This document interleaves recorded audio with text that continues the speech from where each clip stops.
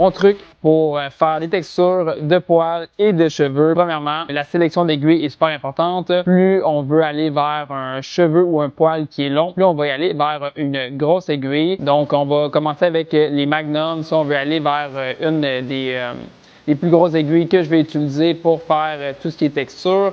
Pour justement les cheveux et les poils qui sont plus longs, ça va être le 23 mag.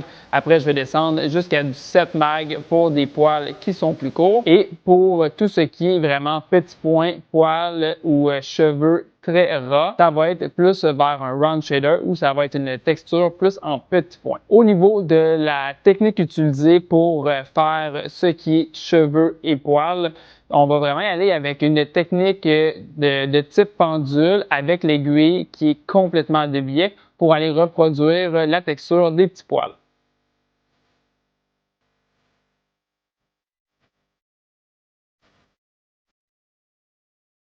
Donc, l'aiguille est vraiment de biais. Et ce que je viens faire, c'est la technique de pendule de l'avant vers l'arrière.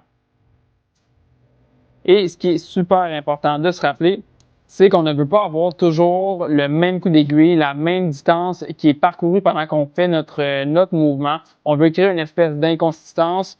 Quand on regarde un poil, quand on regarde de la fourrure, c'est jamais une fourrure qui est tout unie.